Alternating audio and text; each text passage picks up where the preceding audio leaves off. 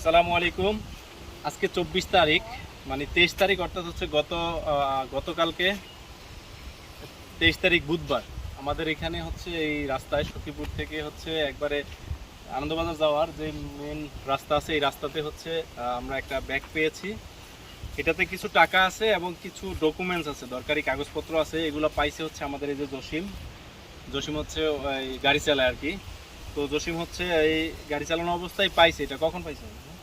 এই 3টা সাড়ে 3টার দিকে পাইছে আর কি। হ্যাঁ, এটাতে মোটামুটি কিছু পরিমাণ টাকাও আছে এবং দোকানের ভিজিটিং কার্ড আছে এবং এটাতে অনেকগুলো মেমো আছে দোকানের। মানে আমরা মেমোগুলো দেখে যতটুকু বুঝতে পারছি, এটা কোনো এক ব্যবসায়ী, উনি চাঁদপুর যে মানে বীজ কিনা বেচা করে, সম্ভবত বীজ কিনে আনে।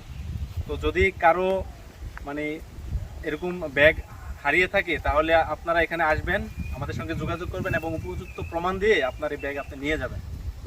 এটা হচ্ছে এই যে জসিমের কাছেই থাকবে। জসিম যেহেতু পেয়েছে, ওর কাছে থাকবে। ওর কাছে উপযুক্ত প্রমাণ দিয়ে আপনারা নিয়ে যাবেন। আর যদি আপনাদের জানা মতে কারো ব্যাগ হারিয়ে থাকে, যদি কোনো সন্ধান পান, তাহলে আপনারা যোগাযোগ করতে বলবেন জসিমের সাথে। এখানে এই আয়শা জসিমের কথা বললেই হবে। হ্যাঁ।